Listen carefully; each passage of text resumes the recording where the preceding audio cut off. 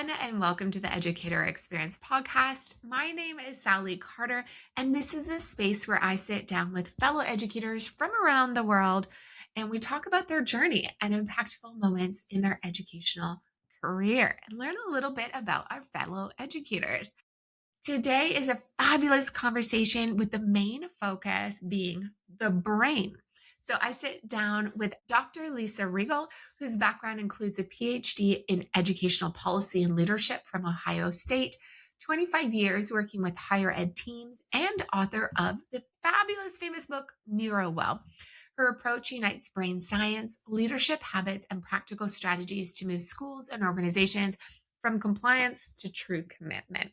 She developed the 7C framework, which we talk about in today's session, which is to help leaders and educators drive engagement and create cultures where people feel connected and capable. In our conversation today, we talk about Lisa's journey in education, the importance of neuroscience in understanding behavior and engagement in the classroom and beyond, and the challenges and opportunities presented by AI in education, which obviously is a really hot topic right now.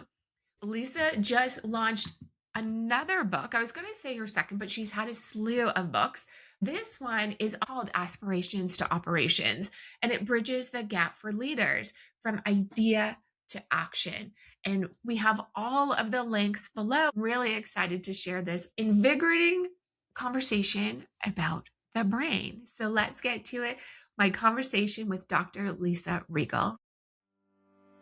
Being an educator is one heck of a lonely journey, but every step holds a story, an experience that shapes how we teach, learn, and grow. Welcome to the Educator Experience. I'm your host, Salli Carter, and together we'll explore the moments that define us as educators. Through authentic conversations and shared experiences, we're building a community that connects, reflects, and inspires, all while breaking down barriers in education, one story at a time. You are not alone.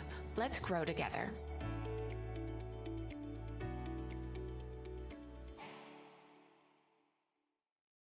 Lisa, thank you so much for being here today. I'm really excited to be conversing with you. If you're open to sharing a little bit about your journey into education, we can Sure. start there. I'd love to hear that. Yeah. Yeah. So I started as a high school language arts teacher. And then I also taught at a community college. I taught writing. And then for a couple years, I was an administrator at a career center. And then I had the opportunity to do a fellowship at Ohio State for my doctoral work. So I went to Ohio State. And at that point, I started doing a lot of leadership consulting, professional development, keynote addresses. I wrote a book and just really loved it.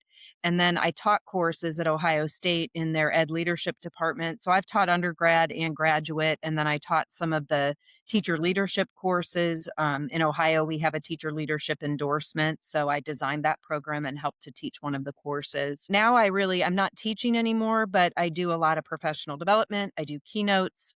I published a book called NeuroWell about 5 years ago. I really started getting interested in the science behind behavior and engagement. And my doctoral work was really around policies shape change, but people make change. So helping leaders to understand how do I engage from compliance to commitment and thinking of the human side of change. And then the neuroscience kind of went deeper because I was really looking at social science, like, motivation theory, hope theory, engagement things. And then I started saying, well, real change starts in the brain. So let's understand the brain itself. And so I really dove into that. And then I created NeuroWell, which really helps schools think about, basically says all behavior, whether it's, your personal behavior, your work behavior, whatever it is, it's the intersection of your biology and your context. So if we understand the biology, it reframes the problem and we come up with different solutions. And I think schools spend a lot of time just throwing jello at the wall, hoping something sticks. Yeah. And Yeah. yeah. And when you align your problem and your solution, you get better results. And then the context piece, we have ultimate control of how we create a context for students. So that's kind of the book. And the book goes through sort of why are people struggling so much with mental health and executive function? What's the brain science? And then it goes into concrete suggestions that people can use in a classroom. And then there's a section about influencing that change in the home. For me, it's I love the at-risk student. I love the kid who's, behind the eight ball and really has to work hard to succeed. And I feel like a lot of schools, we just don't address that equity piece of mental health and executive function because that impacts their ability to get the job, but really ultimately to keep the job once they're finished at school. And so, from your experience, what's something that stands out for you in terms of an impactful moment in your teaching journey? So I would say, well, gosh, there's so many of this. I'm sure, right? How does a person even pick one? But yeah. I'd say a couple stick out for me. I know I worked when I was at Ohio State teaching. I had a young woman who was from Appalachia. And there's a kind of perverse incentive in Appalachia not to go to school because they want their kids to stay at home. And so they gain social status by how many generations you've lived on the land. And so she was from Appalachia, but she had come to Columbus to study at Ohio State. She was a first generation. She had a baby back home that was staying with her parents. So she was doing this kind of back and forth. And I worked with her like on my own time, just really tutoring her, helping her understand how to kind of navigate the institution and she successfully graduated, which was really exciting and leverage those. And just going back to your book, do you primarily work with higher ed teams? Yeah, so I mean, I just did I was out in Colorado and did a keynote for an organization that does like career counseling at the post-secondary level and how to leverage the brain science to understand how we counsel and promote job acquisition and sustainability for students. And then I also work in the K-12 space as well. Interesting. And so, what's the biggest shift that you see happening in people's minds when they're working through or working with you? It's been interesting. I've done professional development for a long time. My big thing is if you understand your brain, you understand the science behind how your brain makes perceptions and the idea that you and I could go to an event and have a totally different experience, totally different emotional reaction, everything else, because it's based in how our brain organizes our sensory memories and how we kind of say this is like that or that. So really our experience in the present is 100% the culmination of our past. And so when we understand the science of how our brain works and then how the stress response works, and then understanding how that impacts our executive functioning, what I find is that people like lean in. Like I had my husband come with me when I went to Colorado because I did multiple sessions out there for a couple different conferences. And he said it was fascinating because the first 10 minutes, people were, on their computers, multitasking. And then he's like, after about 10 minutes, they just started putting the lid down and like leaning in. And he's like, Zoomed in. Yeah. Right. And I found that, I am disappointed by the preparation that we get in education for leaders and teachers because we should have a deep neurology track. We should learn this brain science because at the end of the day, that's the organ we're trying to impact. You wouldn't go to a heart doctor who's like, "Yeah, I've heard of a heart, don't know how it works." So thinking of how can we improve that knowledge for people. And the really cool part is that when you understand brain science, it helps you become more self-aware. So, Right. self-awareness, self-regulation, and self-control are sort of the three end goals of being able to understand your brain and then leverage it to, even with educators for a self-care routine or to build a safer, more supportive classroom for students. Interesting. So, what are some of the feedback that you're receiving from educators after you've worked with them or had your talk? What do you hear afterwards about the impact in their classrooms? Yeah. So one thing I've always been very thoughtful about is I don't just tell you the theory. The book is full of concrete examples of things you can do and how you can structure your routines, your pedagogy, the way you build relationships. So that's something that I see with teachers is they'll go back and try it. And it's funny, I was working with a teacher last week and he's like, he said, everything you've given me as far as things to try, he goes, the students really like it. And I'm like, yeah, because it's aligned. I think educators have had so many initiatives and, mandates and all kinds of things that they have to do. And they don't always work because they don't understand why they're doing them. So it's like they follow the pattern or the process or the protocol. But then if one thing falls off, then they're like, this doesn't work. But when they understand the why behind it, they can be more agile and nimble in the moment to be able to make adjustments because it's not about the step one, the step two. It's about why we're doing these steps and they can become more flexible. Interesting. In Canada, at least, for K to 12, teachers are taught how to teach, and that is their primary focus is creating that connection, working with students. And in higher ed, we're hired because of our mastering a skill set, Yes. but not necessarily taught how to teach and connect in the classroom. So that's an ongoing process for us. And that's why I actually started the Educator Experience is to be able to support higher ed in instructional development. And this is so fascinating because it does all come down to the brain at the end of the day, doesn't it? Yeah. Yeah. And I think we are in a really scary, exciting time in education because when we started in the US, originally we had public education so people could read so they could vote.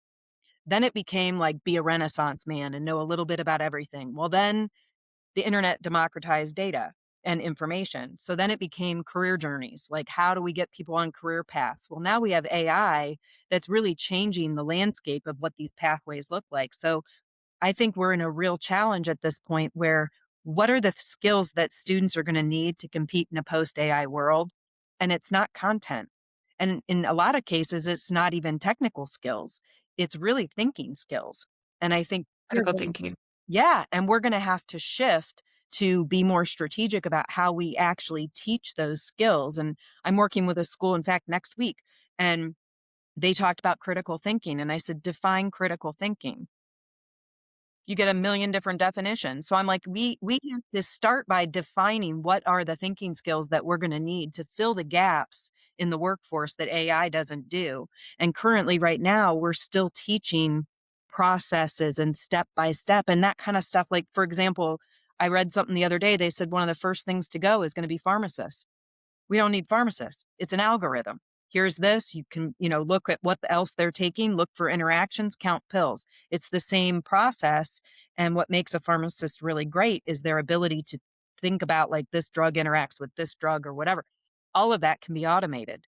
So now what? There's going to be gaps in the field of pharmacy that we're going to need a human to fill, but what are those gaps? And they're not going to be the knowledge gaps that AI can fill. So I think getting into the brain science, understanding that, understanding how to teach people to think, understanding how to build executive function. I think for professors and higher ed folks, it's going to become more and more and more critical if we're really staying relevant, because otherwise, why am I going to college? 100%. I actually, in one of my positions, I work with faculty on AI strategies and exploration and revamping essentially their whole teaching curriculum in order to support or navigate AI within it. And it's really interesting. It's just such a challenging time because folks get used to teaching, delivering their sessions in a particular way. And now it's a complete revamp and it's extremely stressful. So I can see how the idea of NeuroWell understanding the brain and understanding yourself can really help people navigate those new systems a little bit easier or more comfortably, I Yeah. guess. Well, and the other thing, the first part of the book talks about why students are so different today. And I have a Mm, lot of friends who are still colleagues that are still teaching, and they talk about like kids are different today and college students are different today. Their ability to reason or problem solve or persist through a productive struggle, those things are different. And so the first part of the book really goes into why. Like how has our context and technology and the way that we've been parented and societal factors, how has that literally changed the structure of our brain? And it has. And so sure. understanding that, then, thinking as a college professor, thinking, okay, I know these students are going to come into me without understanding this or without having good working memory or without having prioritization skills. So I need to build that into how I have structures in the class to support them.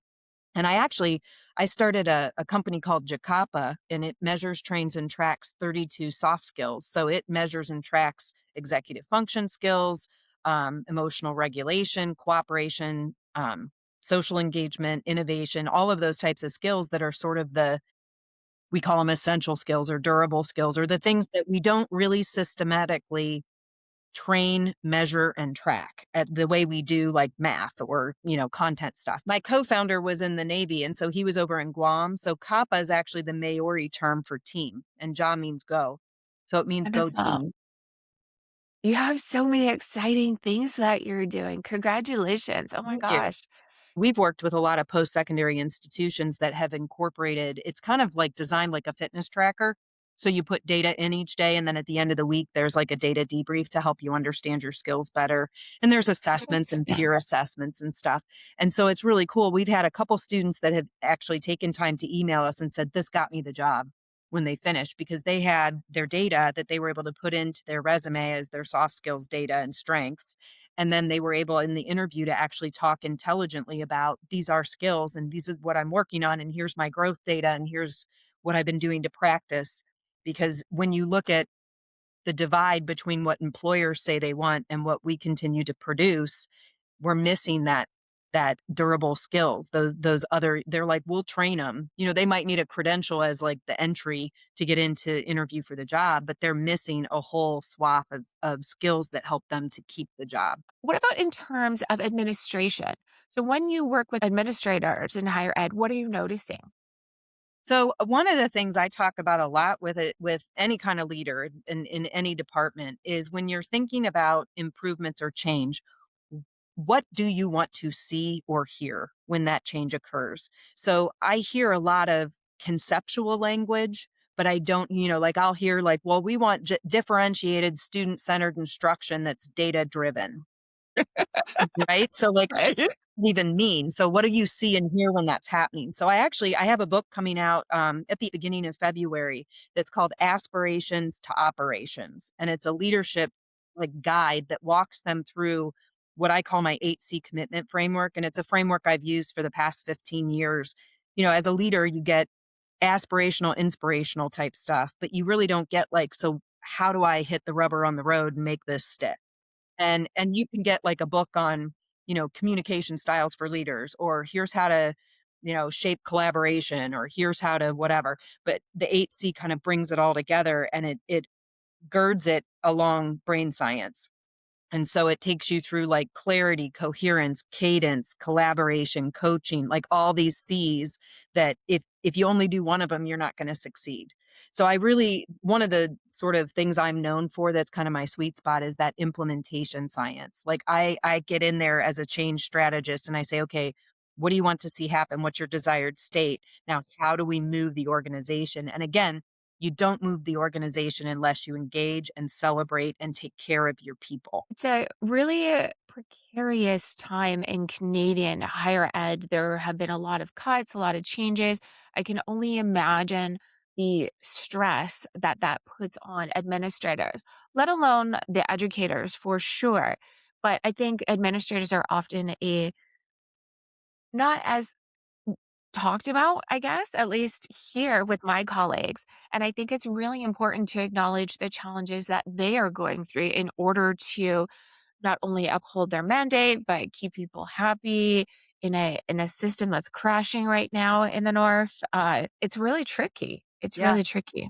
Well, and Yeah. I've actually done quite a bit of work on the adult self care because if we're not regulated, we don't make good thinking choices. And we can't lead an organization, we can't lead a classroom if we're not self aware and self regulated and in self control. So I've done some work in places where I am 100% just focused on the adults. Like, how do you create a self care routine? How do we develop supportive practices? So, like, for example, there's a practice that I promote called the vault. So if you and I are a vault partner, basically, we start with some basic understandings. One, we love our job. We love educating. We believe in this. It's a great thing. Number two, I hate my job today.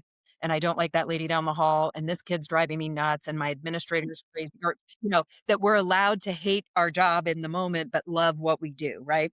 But we don't oftentimes have a place to release that in a healthy way. So if you're my vault partner, I would come up and say, "Hey, Sally, can you and I have a vault?" And you'd say, "Sure." And your first question is, do you want me to listen? Do you need to vent? Or do you want me to help you solve something?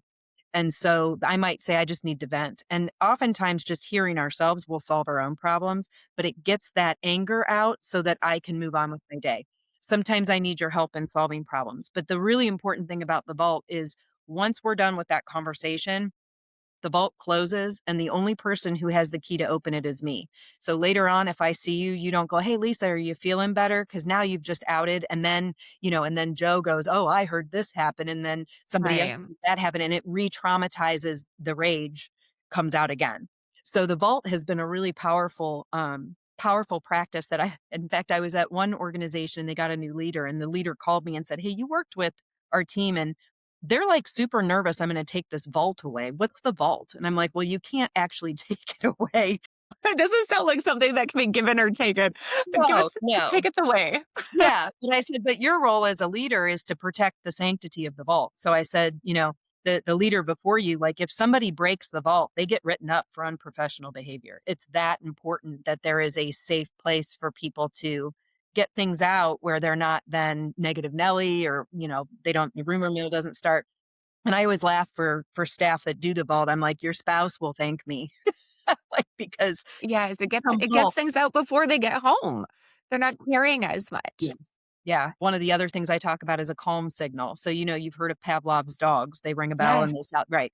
So that conditioning is how our brain's kind of like set up with like when then. I think of it like a big giant highway with exit ramps and you build exit ramps through repetition, experience, and emotion. If you have high experience, high emotion, you don't have to go through it as many times to have an exit ramp. So, I've had 2 kids. I don't need to be pregnant 42 times to very much have understanding of what that means.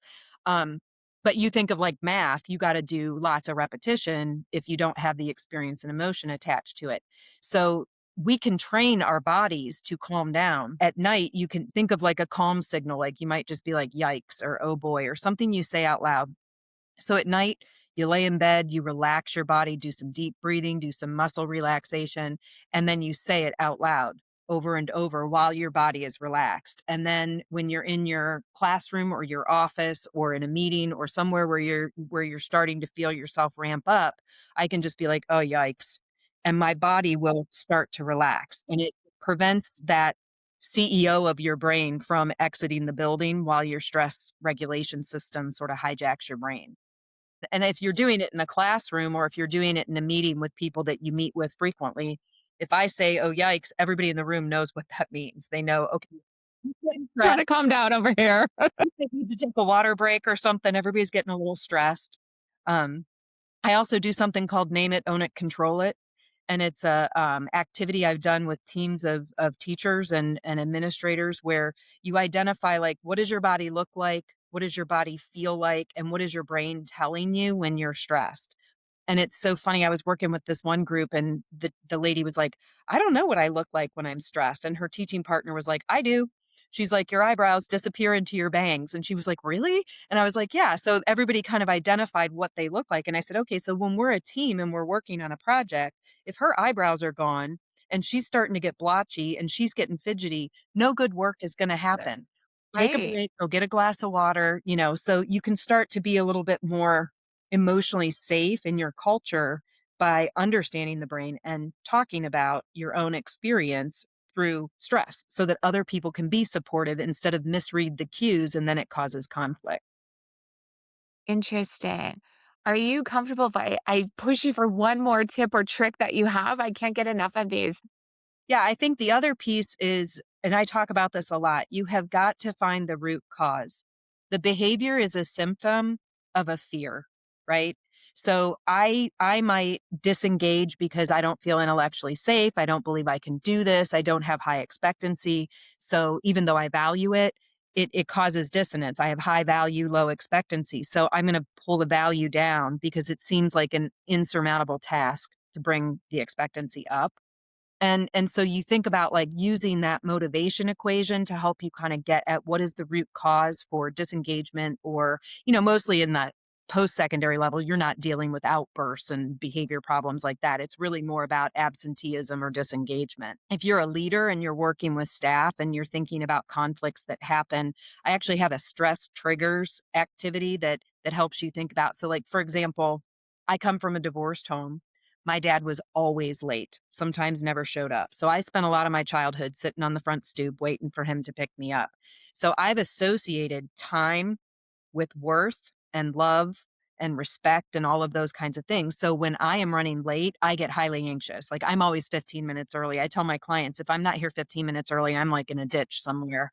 And so I understanding that it's not about the time, but having that self-awareness to say my brain in the limbic system of my brain, my thalamus has connected timeliness with love or worth. And so now that I know that, 80% of our traffic in our brain is below our nose in the limbic system, which doesn't know time, can't tell a story, and is not conscious. It's non up here. Only 20% of the thinking and traffic that we have in our brain is generated in the part of our brain that makes us who we are. That's our character and our morality and things like that. So all of these associations are happening in the limbic system of our brain, which we have no control over. And so helping people understand not just, I hate big spaces or a lot of noise agitates me or gets me upset, getting to the fear behind that. What is the fear behind that? Because once you understand that, then you can start to pump, so for example, if I'm running late and I start to feel my body dysregulate, which it will, I can stop before I have a complete meltdown or I lose my ability to think clearly or I get insanely angry or anxious or whatever. And I can stop and say, this is not that. I am running late. They're fine. It's fine. I still don't like it, but I can control it. Like there was a lady in Yeah. Cleveland who used to have panic attacks every time she got gas. And once she understood that the smell of gas her brain was associating the smell of gas at the gas station to her grandparents' house where her grandfather was a mechanic and he had abused her. And so her brain doesn't know time and can't tell a story, smelled the gas, made that association, and she was having panic attacks. She to this day doesn't like getting gas, but she can talk to her non-conscious part of her brain to say, hey, I'm getting gas. This is not that. Calm your jets. We're good. It's fine. And so we have more self-control when we're able to understand those triggers and how it impacts our brain. Interesting. And then so do educators then bring in this knowledge and share it in their classrooms? Is that something that you hear of ever? Because it sounds like obviously this information is better shared, Yeah. and can be really valuable to students, not just educators or administrators. Yeah. One of the things I hammer on all the time is teach kids about their brain. Teach them because if they understand their brain, and the way I teach the brain is like I talk about, you know, we think of our brain as like my brain is me, but it's not. Only a small portion of your brain is actually you consciously, your decisions, your character, your personality, all of those things. The rest of the brain is to keep us alive or store information. So I teach the brain as your brain's like a giant corporation. So you think in a company, you have like, say, Amazon, you have an fulfillment department, you have an HR department, you have a marketing department, you have a security department, you have all these departments. The CEO doesn't do the work of those departments. The CEO, which for us is our prefrontal cortex, the CEO's job is to make sure those departments are running efficiently and effectively. So if you have a out of control stress response system, then your CEO should be saying, hey, my amygdala, which is the security department, and my thalamus, which is the information department, and my vagal nerve, which is my systems manager, they're not working efficiently and effectively. And so there's exercises you can do to push more traffic down and to start to train that limbic system below your nose to respond the way you want it to respond. It's kind of like if you've ever had a fight and then you calm down and you're like, why did I do that? That's not who I am. That's where your limbic system has taken over. So there's lots of stuff in NeuroWell, the book, about like how to teach people about their brain. I have students do the stress triggers. I have students do name it, own it, control it. We have conversations. In the classroom, I have kids do what's called fizzy or flat. And this is something that instructors can do really easily. I say, we're all like a can of pop or soda or Coke or whatever you call it up there. And the perfect can of pop is just right, carbonated. But sometimes it gets shaken up and it's super carbonated and then tastes gross. Or sometimes it's flat and that tastes gross too. We want just the right amount, but I can't see inside your can. So we tell the students that when we say, hey, let's do a check in. Like if you walk in here and you're just like escalated, you can just say to me, I'm fizzy. And then I'm going to give you some grace and space to calm yourself down, to kind of transition into the class. I'm not going to start hammering you about where's your homework? What are you doing? Take your stuff out, asking you questions, calling on you, because I'm just going to escalate that situation. Or you can come in the classroom and say flat. Maybe you're just sad and you're, parasympathetic nervous system has kicked off and kind of just dissociated you, and you just need a minute to kind of get back into action. So it develops this sense of like, I see you as a human being, which I think a lot of students don't believe that their professors really even know who they are. They just come in and kind of talk content, but they don't develop those ties. It gives a little bit more of that, like, I teach humans versus I teach content. That's right. I see you, I hear you. And so what's next for Lisa? So you have your NeuroWell, you have sorry, what was it? What's the book coming up soon? Coming out Yeah, soon? the book that's coming out at the end of the month, beginning of February, is called Aspirations to Operations. It helps leaders because so much of their training is aspirational and inspirational. They go to some type of a convention or a meeting, and they hear about some great theory or idea, and they bring it back and say, I want to do it here, but they don't know how to move from idea to action. And so this book walks them right through that, and it's infused with some of the brain science they need for conflict resolution or coaching or how to set up strong collaboration, and so it kind of gives them soup to nuts. They can get from their idea all the way through the implementation to sustainability. So that's coming out. And I do a lot of book studies. So sometimes people buy the book, and then we'll do virtual 5 6 times. We get on as they go through chunks of the book, and I kind of help them in their context. So, okay, I've given you sort of the steps. Now you tell me what you're working on. Let's help you refine it. And then I also do leadership coaching directly, work with leaders on whatever they're trying to get accomplished. We meet on Zoom every couple weeks, and just sort of, I'm their accountability manager. I kind of help them make sure they're doing what they want to do. And then I come out and do keynotes, and I do professional development. I can work with a staff, in a particular department at a university that really wants to move forward with this. And I usually say, give me your coalition of the willing, because they're the ones that are open to hear. And then once they start to see results, the other people start to go, wait a minute, what are you doing differently? I'm super passionate about, like, change starts in the brain. So if we can align brain science with the human system within an organization, then you're bound to be successful. Love it. Okay. So as we start to wind down this conversation, I'm gonna hit you with two questions, if that's okay, because of your experience.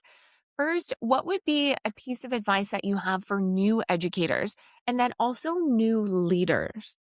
Yeah. So for new educators, I think one thing I would say is you're not trained in the brain, but you should be. So take an interest in it. Don't get caught in just the day to day, just trying to survive. And I realize there's a certain portion of that, but make it a commitment to understand your brain, because it's the most stressful job you'll ever have, and also the brains of your students. And kind of along with that, when you do that, you take off your personal hat and you put your professional hat on. When you are in a classroom, it's not about you. It's about everything that ever happened to that kid before you. And for whatever reason, what's going on here is setting off alarm bells. It's not about you. So when you understand brain science, you can stay calm and make every moment a teachable moment for that student. So that's one thing I would say. And then for leaders, I would say you have to feed and care for your people. You need to understand your people, and you need to understand how to motivate them, and you need to understand one size doesn't fit all. And one of the things I say to leaders all the time, they'll have, like, in leadership programs, they write like their leadership platform. And I'm always like, your leadership platform really should be one sentence. I am the leader my team needs. That's it. Right? It's not about you, because if you're leading and no one's following, you're just walking. Like, nobody's behind you. So to truly be a leader, you have to understand your people, and you have to be the right leader for the right people on your team.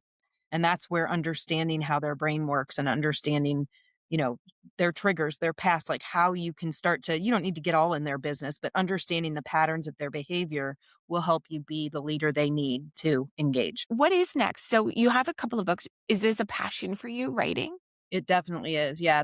I wrote a book when I was in the classroom still a long time ago. I wrote a book called No Parent Left Behind, and it was about parent engagement and partnerships and how to help parents help their kids at home. And then I wrote a book called Stop Doing What Doesn't Work, which was a parent engagement kind of update. And then I wrote the NeuroWell, and then this will be my fourth book. And that's really what I want to do is I want to be a little bit more of a thought leader, to position that we have to make some shifts.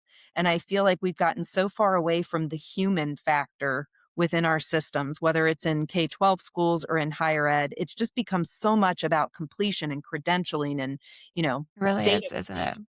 Yeah, and I think that we're not doing better for it, and I think we really are in a unique time with AI in the private sector and in education, where there's going to be some really transformational shifts coming, and all of a sudden, the skill set we have may not be needed anymore, or we may need to learn new skills. And so, when you start to think of the fear of change and what it does to your brain, we have got to be practitioners of the brain to successfully lead that. Navigate it for Yeah. sure. Yeah. Thank you so much for taking the time today. Yeah, it's a Sunday morning here, and I am jazzed about the brain. Yay! I'm super excited. I know, right? I'm like, okay, how can I use this information and what you talk about in your books, particularly with my position right now supporting faculty, even hesitant faculty, right? With changing some of their stuff and how can my understanding of what's happening in my brain and their brain collaboratively work towards a successful outcome or process together? A lot to think about. Thank you. I'm super jazzed. I appreciate it, and, I look forward to continued conversations in the future, and I'll let you know when the aspirational to Please do. operational is out. We would love to share it and support it, and we'll add all the links to your books and for your business as well. This is really exciting. Thank you again, Lisa. Much Thank appreciated. you too. Have a great Sunday. Thank you for joining us on today's episode of the Educator Experience. We hope you're walking away feeling connected, inspired, and just a little bit more supported on your journey. Ready to go a little bit deeper? Join the Educator Experiences community and check out our courses and workshops specifically designed to support new educators as they navigate the ups, downs, and everything in between. You'll find it all at educatorexperiences.com. If today's conversation resonated with you, share it with a fellow educator and don't forget to subscribe so you never miss an episode. Together, we're building a vibrant community rooted in support and connection. See y'all next Monday.